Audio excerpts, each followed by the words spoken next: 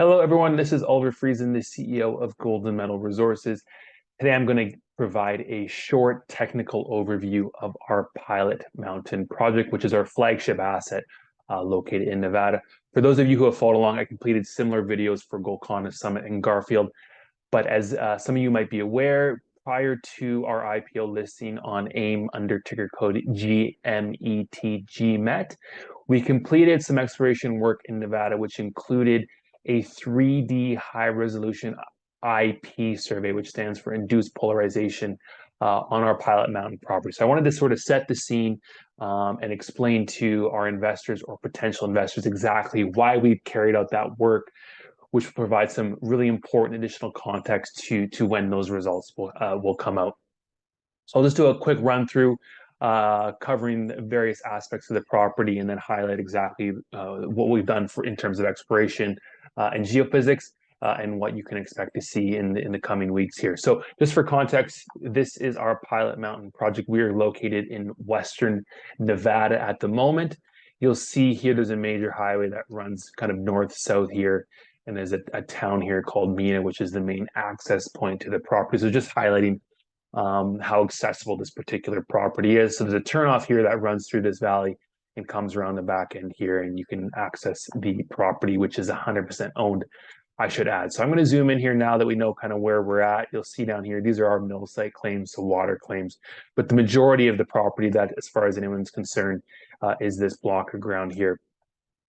Now, the important thing to remember here is that, first of all, this is one of the largest undeveloped tungsten resources in the United States of America. So it's a very critical and strategic asset.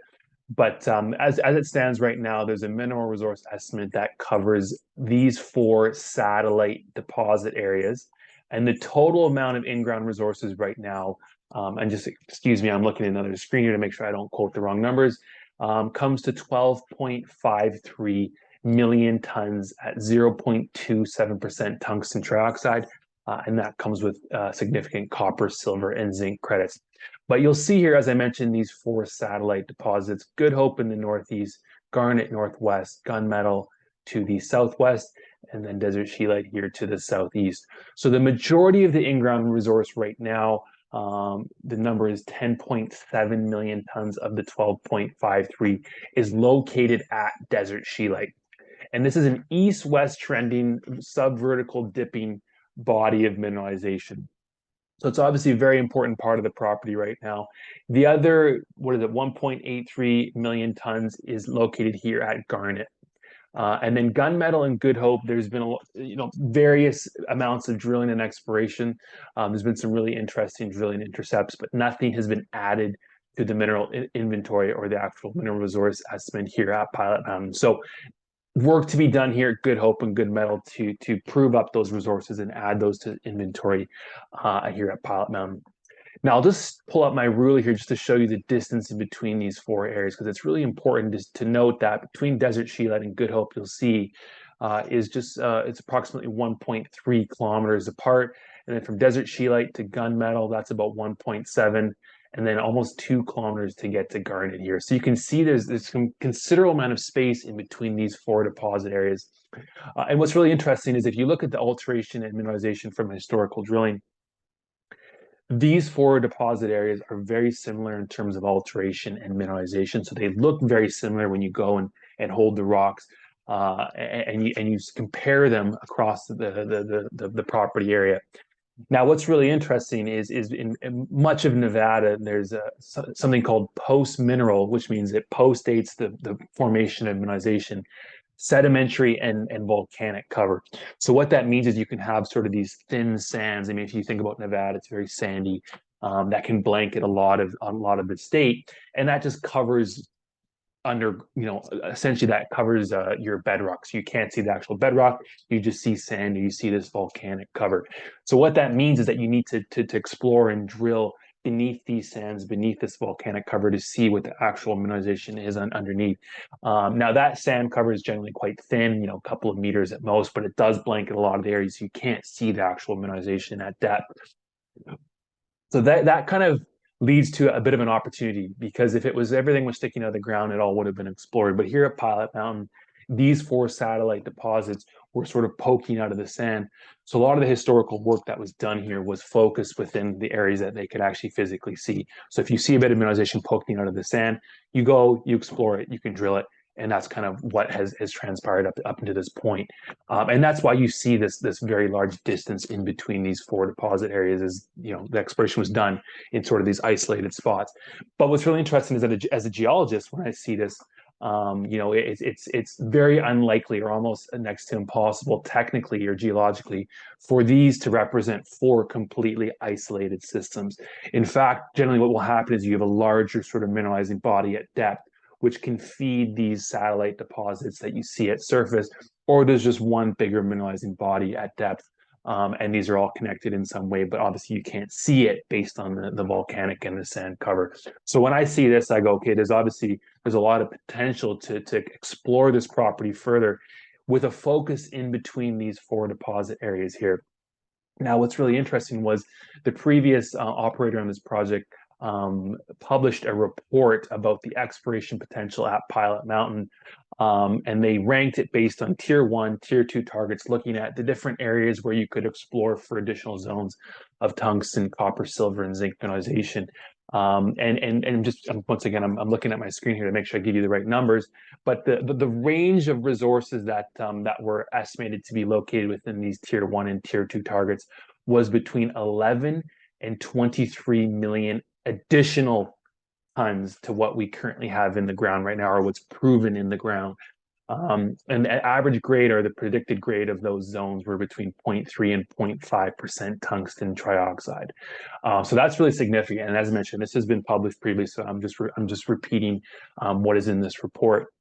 Now, if you just assume the low end, which was, as I mentioned, 11 million tons of additional mineralization, that would bring theoretically Pilot Mountain from 12.53 up to 23.5 million tons. And if you assume the high end, which was 23 million tons, that brings it up to 35.5 million tons of mineralization at Pilot Mountain. Now, these are exploration targets. They need to be drilled, but it just sort of puts into context what the previous operator thought there was in terms of additional exploration blue sky at Pilot Mountain.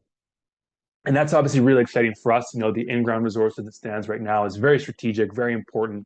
But as an exploration company, we want to continue to expand and to grow the resources at Pilot Mountain, to continue to add value to this asset and make it even more strategic than it is right now. So those numbers are obviously really encouraging. And what's interesting is if you look at the map that they provided, most of those zones were focused within these four deposit areas. As I mentioned, there's possibly a larger system here that's sort of feeding, and then you get these four satellite deposits. So what's interesting was the targets were decided to be here in between these four deposit areas, but no one has really gone in and done systematic exploration within these four deposit areas. And it's a sort of a long-winded way to sort of get to the point I'm trying to make today is this is why we've gone in and done our IP geophysics prior to our listing. As mentioned, there's sand that covers a lot of this area, so you can't see the actual bedrock. But what's great is IP geophysics can essentially image through that thin overburden and can tell you what's happening at depth. And the really exciting thing is when you do IP geophysics over an area that has known resources, you can effectively figure out exactly what geophysical signature lines up with your in-ground resources, and then look for that exact same signature elsewhere on the property. So for instance, back in 2013, IP geophysics was actually done on this property. And what they were doing was desert scheelite is, as I mentioned, east-west trending body of mineralization. And they noticed that a lot of the intersections were getting much stronger as they went towards the east. So they were stepping out towards the east and the mineralization was getting stronger. So what they did is they kind of took a bit of a step back and they did IP ground geophysics across this area where it looked as though the mineralization was extending into. Half of the survey was done over the existing drilling at desert scheelite. And what was really interesting was, as I mentioned, you can line up the geophysical signatures with the in-ground resource as you know where it is located at depth. And in this case, the in-ground resource was coincident with what's called a chargeability high and a resistivity low. These are certain parameters that the geophysical results will tell you or show you within the subsurface. So we know that we're looking for chargeability highs and resistivity lows elsewhere on the property. And what's really encouraging about those results is we've had a look at those, and we believe, and it looks as though that same geophysical signature extends towards the southeast here, where it has not received much drilling or any drilling at all. So there's a very obvious exploration target there. But kind of stepping another step back here is, as I mentioned, there's this whole central area which has not been explored with geophysics. So what we've gone and done now, and this was done in late 2022, was we completed the same type of geophysical survey. In this case, we did 3D IP. So the technology has improved since it was done in 2013. So you get better resolution, you get 3D models of your chargeability, your resistivity, and we've completed that survey over this central area where, as I mentioned, the previous report suggested between 11 and 23 million additional tons on top of what is currently located at Desert Scheelite and Garnet. So we're really excited about this body of work. We were really happy to be able to get this work done prior to our listing. Now that we are listed, we are able to receive those results. So I just wanted to sort of lay the groundwork here, let investors know why we've completed this work, because obviously, you know, some of you might be aware that we've done this geophysics, but what does it all mean? Why did we do it? What are we looking to actually have this geophysical survey tell us? But it's going to focus in between these areas here where there's been a huge lack of exploration. So as I mentioned, we've covered this central area here with high resolution over Good Hope, Desert Scheelite, and a specific focus within these 4 areas, which has been really underexplored. So it's a really exciting body of work that we completed. We're looking forward to getting those results, compiling those, analyzing those, interpreting those, and getting those out to the market. But hopefully this provides a bit of context as to why we've carried out the work, what we're focused on, and what we're looking to find out from this work. So keep an eye out for news flow from Golden Metal Resources, and specifically in regards to the geophysical work that was completed at Pilot Mountain. And stay tuned for further updates from our company. You can visit us on Twitter or go to our website at goldenmetalresources.com. Chat to you soon. Thanks.